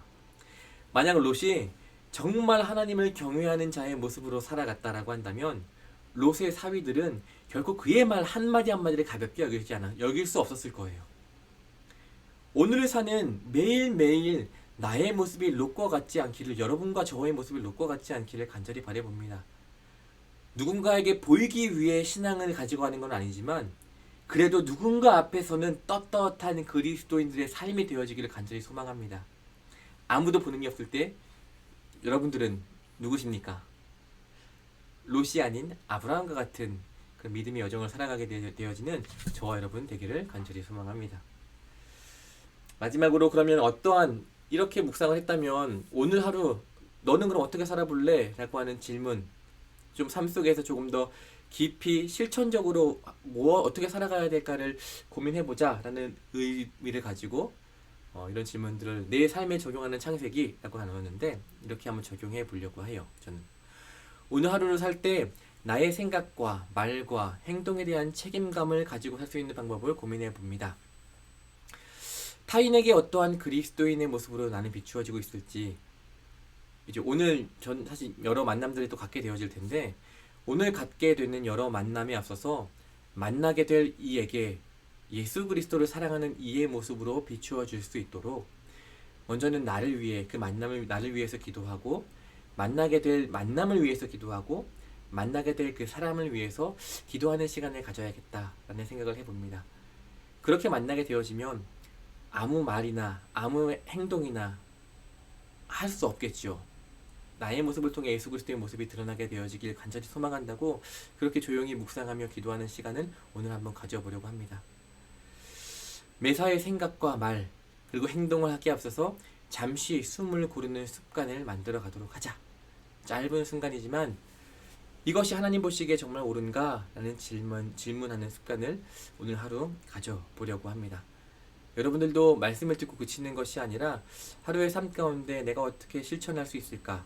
들은 말씀을 삶 속에서 어떻게 옮겨낼 수 있을까를 고민하게 되어지는 저와 여러분 되어지기를 간절히 소망합니다. 오늘도 거의 1시간 40분, 지난주도 길었는데 더 늘었네요. 1시간 40분 분량의 강의였었는데요. 많이 힘드시면은 중간중간 멈추면서 이렇게 좀 따라오셔도 되니까 너무 무리하지 마시고 함께 이 수업을, 다음의 수업을 또한 기대하는 마음으로 오늘 수업을 마치도록 하겠습니다. 기도하고 마칠게요. 기도하겠습니다. 사랑이 많으신 아버지 하나님 감사합니다. 오늘 아브라함에 대한 이야기, 또 사라에 대한 이야기, 그리고 롯에 대한 이야기들을 우리 가운데 허락하여 주셨습니다. 저마다 하나님께서 그들을 통하여서 우리 가운데 깨닫길 원하시는 상황들과 마음들, 삶들이 있음을 우리들은 보게 되어집니다.